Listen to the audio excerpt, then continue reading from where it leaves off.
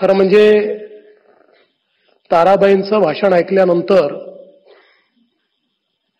त्या भाषणामध्येच आपण राहावं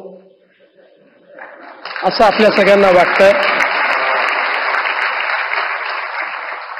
आणि माननीय प्रधानमंत्री महोदयांचं भाषण ऐकण्याची उत्कंठा आपल्याला आहे. त्याच्यामध्ये सुरात असुराचं काम करण्याचं भाग्य मला लाभलेलं आहे. पण आपल्या सर्वांकरता ही अतिशय अभिमानाची गोष्ट आहे की मराठी भाषेला अभिजात दर्जा मिळाल्यानंतर पहिलं संमेलन हे दिल्लीमध्ये होत आहे. मी आदरणीय प्रधानमंत्री महोदयांचं मनापासनं त्यांचे आभार मानतो की जगभरातील मराठी माणसाच्या मनामध्ये जे होतं की आमच्या मराठी भाषेला अभिजात दर्जा मिळाला पाहिजे, ते स्वप्न आपण पूर्ण केलं.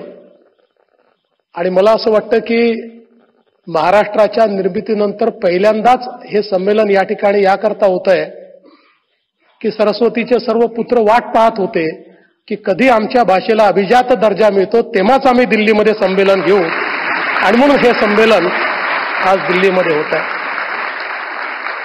आपल्याला याची देखील कल्पना आहे की परकीय आक्रमकांनी ज्यावेळेस आपल्या भाषेला देखील त्या ठिकाणी एक प्रकारे प्रदूषित करण्याचा प्रयत्न केला, त्यानंतर पहिल्यांदा छत्रपती शिवाजी महाराजांनी हे ठरवलं की संपूर्ण राजकारभारामध्ये मराठीचाच उपयोग होईल आणि राजकारभारामध्ये जेवढे फारसी आणि अरबी शब्द आले होते ते सर्व शब्द बदलून आपले मराठी शब्द त्या ठिकाणी वापरण्याची सक्ती आणि त्याची आज्ञावली ही पहिल्यांदा छत्रपती शिवाजी महाराजांनी त्या ठिकाणी तयार केली.